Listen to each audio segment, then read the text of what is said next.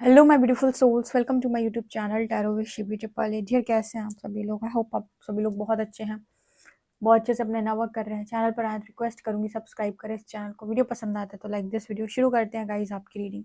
देखते हैं आपके पर्सन की करंट एनर्जी क्या है।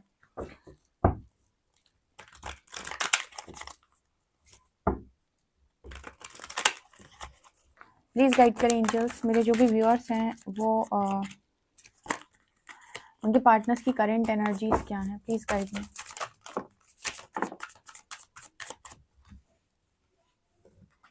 यहाँ पर एनर्जी है शिप, यहाँ पर एनर्जी है कार्मिक relationship, mirror, passion and energy है यहाँ पर heart broken. Okay, let's see कि और क्या यहाँ पर निकल के आता है। यहाँ पर है क्यूपिड्स एरो,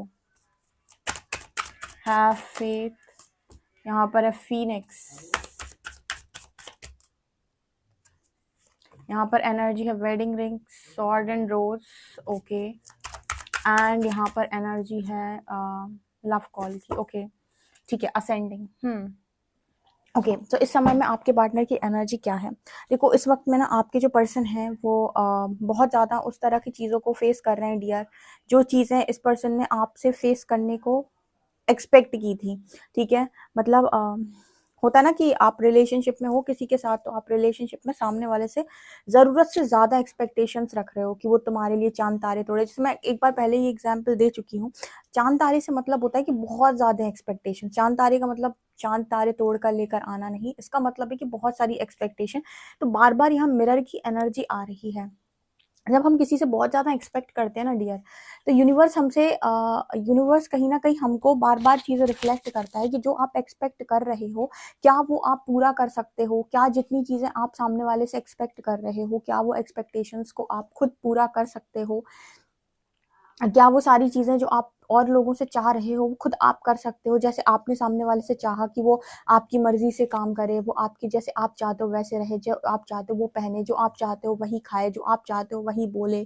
ठीक है, वो अपनी मर्जी से काम ना करे, वो आपकी फैमिली के अकॉर्डिंग सब कुछ करे, जैसे जैसे आप चाहते हो, जैसे जैसे आप करवाना चाहते हो, सब कुछ बिल्कुल वैसे वैसे करे। तो क्या बिल्कुल वैसे वैसे आप भी कर सकते हो? ठीक है, आप जितनी ज़्यादा एक्सपेक्टेशन सामने वाले से रख रहे हो, क्या आप वो सारी एक्सपेक्टेशंस को फुलफिल कर सकते हो? क्या आप में वो तथा है कि आप सामने वाले के हिसाब से बिल्कुल बोल पाओ, कर पाओ? ठीक है, जैसे आप उससे करवाना चाहते हो कि वो अपनी मर्जी के सारे काम नहीं करे, आपकी मर्जी के सारे काम करे अपना मन मार के। तो क्या आप उसकी मर्जी के सारे काम कर सकते हो अपना मन मार के?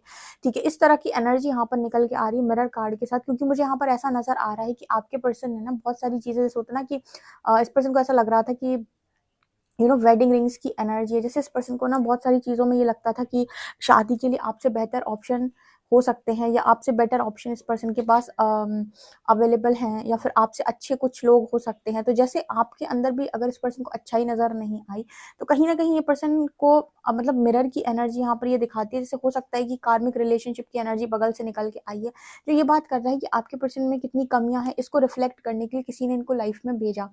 ऐसे मैं हमेशा कहती हूँ कि मेरे जो व्यूअर्स हैं वो कई बार मुझे ऐसे बताते हैं, कहते हैं दी जब से वो इंसान आया है उसने बहुत सारी कमियां मेरी निकाल के बाहर रखी हैं, उससे कुछ ना कुछ कमी मेरे अंदर नजर आती है।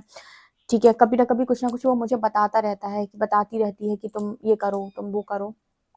कुछ लोग ऐसे होते हैं बताते नहीं हैं, फिर भी उन्हें आपके अंदर बहुत कमी नजर आती है, वो मन में सोच रहे होते हैं ऐसा। तो यहाँ पर कार्मिक रिलेशनशिप की एनर्जी है। ये कार्ड बात कर रहा है जैसे कोई ऐसा इंसान आपकी लाइफ के अंदर आए जो आपको मिरर करे, या फिर जो आपको ये एहसास कराए कि आपकी लाइफ में आप कहाँ कहाँ पर कम है और कितनी कमियां आपके भीतर हैं। जो आपको लग रहा था कि आप 100% डिजर्विंग इंसान हैं और सामने वाले में ये होना चाहिए।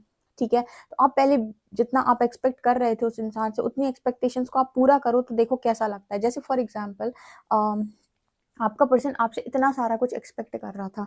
ठीक है, अब यहाँ पर कार्मिक रिलेशनशिप जब इनकी लाइफ के अंदर कोई एंटर किया, कोई तीसरा इंसान या फिर कोई भी कार्मिक रिलेशनशिप जो इन्होंने अट्रैक्ट किया, वो भी आपके पार्टनर से इतना सारा एक्सपेक्ट करता है। अब यहाँ पर आपके पर्सन को ये चीज समझ में आई कि जैसे आप सामने वाले से इतना सारा एक्सपेक्ट कर रहे थे, देखो ये कोई इंसान आपकी जिंदगी के अंदर आया, वो भी आपसे इतना सारा कुछ एक्सपेक्ट कर रहा है। तो अब आप एक्सपेक्टेशंस को पूरा करके बताओ। यहाँ पर आपको समझ में आ जाएगा तुरंत से कि आपका जो एक्स पार्टनर था वो आपके लिए कितनी सारी चीज़ों को कर रहा था, ठीक है। कार्मिक रिलेशनशिप में लोग क्यों जाते हैं, यहाँ पर आप उस रिलेशनशिप में जाते ही इसलिए हो बिकॉज आपको कुछ लर्निंग की ज़रूरत है, या फिर आप बहुत ज़्यादा अड़ियल इंसान हो चुके हो जो किसी की वैल्यू या कदर करना नहीं सीख रहा है। तब जाकर आपकी ज़िंदगी के अंदर कार्मिक रिलेशनशिप अट्रैक्ट होते हैं जो बिल्कुल वैसे वैसे बिहेव करते हैं जैसे जैसे बिहेव करने के बारे में आप सोचते हो, कहीं ना कहीं आपके भीतर जो चीज़ें चलती हैं। तो कहते हैं ना कि अगर कोई इंसान देना जानता है तो उसे मांगने की जरूरत नहीं, प्रकृति उनका कहीं ना कहीं से लौटाएगी। लेकिन जो इंसान सिर्फ और सिर्फ मांगना जानता हो, या सिर्फ जो चाहता हो कि मुझे मिले मिले मिले मिले, तो उसने कभी बांटा नहीं है डियर, तो उसने सिर्फ लिया ही लिया है। एक एक इक्वल गिव एंड टेक होता है कि नहीं होता है।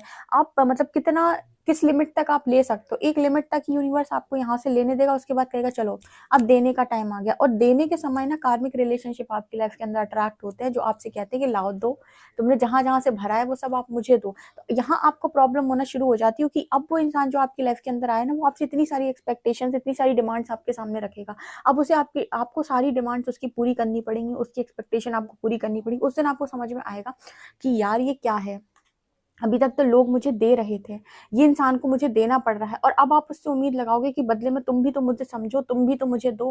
तो यहाँ पर आपको समझ में आ जाएगा कि इक्वल गिव एंड टेक का मीनिंग क्या होता है। जैसे मैंने हमेशा कहा है कि आपकी लाइफ के अंदर आपको बहुत ज़्यादा इंपॉर्टेंट है कि आप रियल रहें, ऑथेंटिक रहें, और किसी को बहुत ज़्यादा इरिटेट ना करें, किसी को बहुत ज़्यादा परेशान ना करें, उसे अपना कंफर्ट जोन और अपना स्पेस देकर रखें कि ठीक है अपना स्पेस दे दो उसे। मतलब जैसे बहुत सारी लड़कियां भी आती हैं, बहुत सारे लड़के भी आते हैं, तो जो कहते हैं कि दी वो बात नहीं कर रहा है, पता नहीं कहीं बिजी तो नहीं है, कोई और तो नहीं आ गया उसकी लाइफ में। तो मैं सबसे यही बोलती हूँ कि आप सबकॉन्शियस में इस तरीके के थॉट्स को जगह ना दें कि कोई और आ गया है। सामने वाले को थोड़ा ना छोड़ना सीखो। आप अपनी इनसिक्योरिटी के चलते सामने वाले को पकड़ने की कोशिश करते हो, आप इसलिए उसको जाने नहीं देना चाहते क्योंकि आप के अंदर बहुत ज्यादा इनसिक्योरिटी और जेलेसी है। आपको लगता है अगर मैं उससे बात नहीं करूंगा या वो बात नहीं करेगा मुझसे तो हमारा रिलेशनशिप ब्रेक हो जाएगा और वो किसी और के पास चला जाएगा।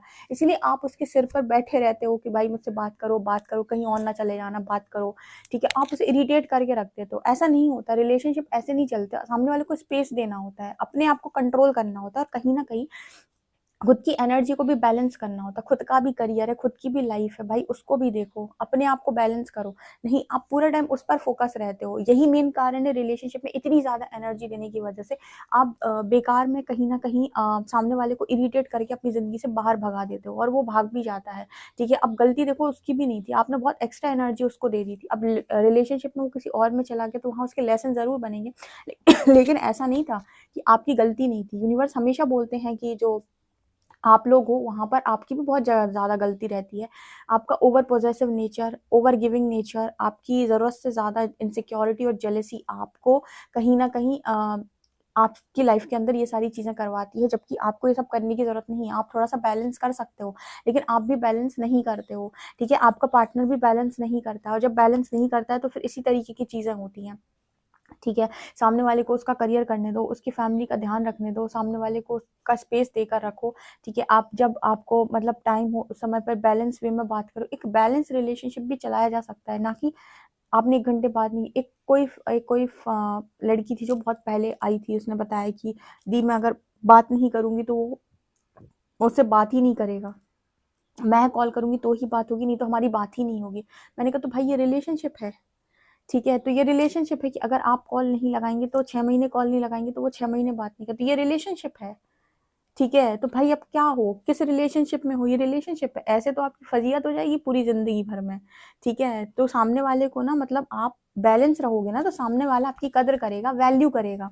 आप खुद ही बैलेंस नहीं रहते हो, आप खुद ही ओवर एनर्जी में रहते हो कि कहीं मैं खो ना दूं। यार खोने जैसा कुछ नहीं होता।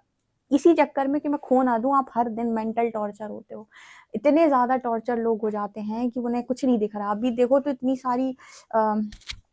सारे ऐसे लोग हैं जो मतलब करियर में, जिनका करियर पूरी तरीके से चौपट हो चुका है, सिर्फ और सिर्फ उस लव पार्टनर के चक्कर में, ठीक है। वो करियर पे फोकस नहीं कर पा रहे। अच्छे खासे पढ़े लिखे लोग, एजुकेटेड लोग करियर पे फोकस नहीं कर पा रहे, सिर्फ और सिर्फ उस रिलेशनशिप के चक्कर में। क्यों? क्योंकि बैलेंस नहीं है एनर्जी। इसीलिए कहा जाता है कि एनर्जी बैलेंस हो जाएगी, थोड़ी स्पिरिचुअल प्रैक्टिस किया करो। अगर दिन में आप आधा घंटा भी ध्यान लगा लो तो एनर्जी आपकी बैलेंस हो जाएगी। आप सामने वाले को लेकर इनसिक्योर नहीं होगे, जेलस नहीं होगे, ठीक है। तो ये एनर्जी यहाँ पर निकल के आ रही है। अगर आपके पार्टनर भी इस तरह की एनर्जी में रहे हैं तो यहाँ पर इन्होंने जो रिलेशनशिप अट्रैक्ट किया है वो रिलेशनशिप कुछ इसी तरीके का यहाँ पर निकल के आया है, जो ओवर गिविंग एनर्जी में नहीं रहता है, वो हमेशा लेने की एनर्जी में रहता है कि दो, मुझे और दो, मुझे भर दो, ठीक है, मुझे पूरा भर दो, ठीक है। एक्सपेक्टेशंस बहुत आई, देखो एक्सपेक्टेशन भी ना लिमिट में लगानी होती है, देना सीखो। जिसको देना आ गया उसको प्रकृति लौटाएगी, जिसको लेना ही लेना आता है खाली, देना कुछ भी नहीं आता है, उसका तो भगवान ही मालिक है। पहले ना देना सीखो कि मैं किसी को दे तो पाऊँ कुछ। आप खींचना सीखते हो, ठीक है, आपका पार्टनर, यहाँ पर एनर्जी निकल के आ रही है इस तरह की पैशन की एनर्जी। ये कार्ड बात कर रहा है कि यहाँ पर ना आपके पर्सन जो है, जो केमिस्ट्री आपके साथ बहुत स्ट्रॉन्ग फील करते थे, जो क्लैरिटी के साथ आप बात करते थे, वो चीज़ इस पर्सन की लाइफ के अंदर धीरे धीरे इनके भीतर आ रही है। यानी कि एक तो ये पर्सन को ये समझ में आया कि इनका पैशन कहाँ पर है, कहाँ ज़्यादा पैशनेट है, किस तरफ ये ज़्यादा पैशनेट है। दूसरा, इस पर्सन को ये भी समझ में आया कि लाइफ में क्लियर होना कितना ज़रूरी है, अपनी बात को सच्चाई के साथ रखना कितना ज़रूरी। कम से कम दुनिया के साथ ऑनेस्ट नहीं हो, कम से कम खुद के साथ तो ऑनेस्ट रहो। नहीं, यहाँ पर सबके रिलेशनशिप में वो जो बोलते हैं ना कि डीप लव में है, नहीं, ये डीप लव में नहीं है, डीप एक्सपेक्टेशन में है और ज़बरदस्त कोडिपेंडेंसी में है। लव तो ऐसा होता ही नहीं है जहाँ आप सामने वाले को पकड़ लो, पूरे जकड़ लो उसको, ठीक है, जहाँ इतनी ज़्यादा इनसिक्योरिटी हो, ठीक है, जहाँ पर आप सामने वाले को बिल्कुल कंट्रोल कर रहे हो कि कहीं भग ना जाए आपसे दूर। तो भाई कहाँ तक बचाओगे, भागने वाला तो आप उसे चार दीवारी बंद करोगे, वहाँ से भी भाग जाएगा वो। और अगर कोई इंसान आपका है और उस कनेक्शन को आपने बहुत बैलेंस वे में बना कर रखा है, तो उस इंसान को आप करोड़ों के बीच में भी छोड़ देंगे ना, तो भी वो आपका ही है। तो यहाँ पर वो एनर्जी निकल के आ रही है, इस पर्सन बहुत अच्छे से समझ में आया है कि क्लैरिटी और ट्रुथ क्या होता है, मतलब क्लैरिटी के साथ बात करना क्या होता है। बहुत सारे आज के टाइम में पता क्या है, लोगों की बहुत सारी शैडोज हैं, ठीक है, और वो शैडोज के अकॉर्डिंग रिलेशनशिप को चलाते हैं और कहते हैं हम लव में हैं, वो कोडिपेंडेंसी में है, उन्हें लव ऐसा महसूस हो रहा है कि वो लव में है। शैडोज से आप कनेक्शन कैसे चला रहे हो, उससे आप ट्रू लव बोल रहे हो। ट्रू लव तो वो होता है ना जहाँ पर आप जेन्युइन हैं, जहाँ पर आप रियल हैं, आप खुद रियल नहीं हैं, आप सामने वाले को देखकर बात करते हो, ठीक है, आप अपनी बात उतनी ही बोलते हो जितना सामने वाला आपको दिखा रहा है। तो ये रियल नहीं है ना, ऑथेंटिक है, ये कनेक्शन ही ऑथेंटिक नहीं है, ठीक है, क्योंकि कोई कनेक्शन ऑथेंटिक है नहीं और फिर उसके बाद आप सेपरेट होते हो तो उसमें कोई गलत बात नहीं है, क्योंकि जहाँ रियल है ही नहीं कोई चीज़ तो वो तो सेपरेशन में कभी ना कभी जाएगी। यहाँ पर झूठ बोले जा रहे हैं, ठीक है, जहाँ पर कोडिपेंडेंसी में चीज़ें बोली जा रही, कोडिपेंडेंसी में वादे किए जा रहे हैं, वो सब झूठ है, ठीक है। रियलिटी फेस करते ही इंसान के वादे वादे सब एक तरफ और वो भाग जाएगा उसके बाद। ये एनर्जी यहाँ पर निकल के heart broken and love call, इस पर्सन का ना जो हार्ट ब्रेक हुआ है, कहीं ना कहीं इस पर्सन की एनर्जी ये नजर आती है कि हो सकता है ये पर्सन आपसे बातचीत करे। यहाँ पर भी अगर मेरे व्यूअर से बातचीत होती है, डियर आप बैलेंस रहें, लाइफ के अंदर बैलेंस करो। ओवर एनर्जी अगर आपकी रहेगी तो डेफिनेटली आप अपनी लाइफ के अंदर कहीं पर भी जस्टिस नहीं कर पाओगे। किसी ना किसी एक इंसान के साथ आप इनजस्टिस जरूर करोगे, पूरी दुनिया इनजस्टिस कर रही है, आप ध्यान से अगर नोटिस करोगे ना। मैंने बहुत कम ऐसे लोग देखे हैं अपनी लाइफ के अंदर जिन्होंने इक्वली बैलेंस किया हो, परिवार में, फैमिली में, अपनी वाइफ में, अपने हस्बैंड में, अपने बच्चों में, अपने रिलेटिव्स में, ठीक है, अपने करियर में, जो इक्वली जस्टिस करते हो, नहीं कर पाते लोग। एक जगह उनकी एनर्जी ज़्यादा लगती है, एक जगह कम लगती है और कहीं ना कहीं वो इनजस्टिस ज़रूर करते हैं, ठीक है। तो इस तरह का मैसेज यहाँ पर निकल के आ रहा है। हो सकता है ये पर्सन अब आपसे कॉल करें या बातचीत करें, तो आप इनके साथ क्लैरिटी के साथ बातचीत कर सकते हो और जैसे आपकी गलतियाँ आपको समझ में आई, इस पर्सन को भी इनकी गलतियाँ समझ में आई। अगर आप समझ सकते हो, बैलेंस वे में रियूनियन कर सकते हो तो डेफिनेटली करें। अगर नहीं कर सकते, डाउट में हो, तो अभी आप रुकें, जब तक आप डाउट में हैं रुक जाएं, ठीक है, और अपने ऊपर स्पिरिचुअल वर्क करें, ऊर्जा नियंत्रित करें, अपनी बैलेंस करें, देन आप जाएं। बिकॉज हो सकता है पर्सन आपसे रियूनियन की मांग करें या फिर कहें, क्योंकि इस पर्सन को फेथ बहुत ज़्यादा बढ़ गया है आपके ऊपर, उनको समझ में आया, वैल्यू आपकी समझ में आई है, ठीक है। स्पिरिचुअल अवेकनिंग कराने का रीज़न ही ये है कि आपकी अनियंत्रित ऊर्जाएं हैं जो अवेकनिंग के बाद नियंत्रित होंगी, आपको बहुत क्लैरिटी मिलेगी और आपको समझ में आएगा कि लाइफ ऐसी नहीं होती जैसे आपने सोच रखी है। Ma'am x, next, third, fourth, fifth, ये फिफ्थ वाला सोलमेट है, फर्स्ट वाला सोलमेट था, सेकंड वाला कौन है मैम, अब ये अट्रैक्ट किया है तो ये कौन है, चार चार पांच पांच लोग आपको सोलमेट लग रहे हैं, गॉड, ठीक है भाई, ऐसा नहीं है। आपकी एनर्जी बहुत इम्बैलेंस हो रखी है, कोई सोलमेट नहीं है। सबसे पहले एनर्जी बैलेंस कर लो, जितनी हाई वाइब्रेशन एनर्जी उतना ढंग का इंसान आएगा लाइफ में, उसके साथ एनर्जी शेयर करो एंड देन असेंड हो जाओ, ठीक है। ऐसे जिंदगी को जिया जाता है, ना कि x, next, first, second, third, fourth, क्या कर रहे हो भाई, यही तो कलयुग है, ठीक है। ये एनर्जी है, मतलब कुछ लोग तो अपनी मैरिज से सेटिस्फाई नहीं है, फिर उन्हें मैरिज में भी कोई दूसरा समझ में आ रहा है, ठीक है। ये इसीलिए हो रहा है क्योंकि अनियंत्रित सब कुछ अनियंत्रण है, ठीक है, कुछ भी नियंत्रण में नहीं है। यहाँ पर आपके पार्टनर की एनर्जी नियंत्रण में आ रही है जब से इनकी स्पिरिचुअल अवेकनिंग हुई है, या फिर इनको एनर्जीज मिरर कराई गई हैं, बहुत कुछ इस पर्सन को रियलाइज हो गया है। और अब ये बहुत ज़्यादा डिमांड्स, एक्सपेक्टेशंस आपसे नहीं रखेंगे। इनके अंदर अब ये होगा कि ठीक है, ट्रांसफॉर्मेशन हुआ है इस पर्सन का बहुत अच्छे से, और रिलेशनशिप के लिए मुझे लगता है कि काफ़ी ज़्यादा बैलेंस हुई है एनर्जी, और यहाँ पर हो सकता है ये रियूनियन को आराम से आपके पर्सन आपसे बात करें। अब ये इंसान जो है ना वो इक्वली बैलेंस होगा और इक्वली रिस्पेक्ट करेगा, ठीक है। ये एनर्जी मुझे यहाँ पर नजर आ रही है, जो आप डिजर्व करते हो वो इंसान आपको वो देगा। ओके गाइस, तो यहाँ पर निकल कर आ रहा है। आई होप आपसे ये रीडिंग रेजोनेट किया तो प्लीज मुझे जरूर बताएं। वीडियो पसंद है तो like this video, subscribe my channel. Thank you guys.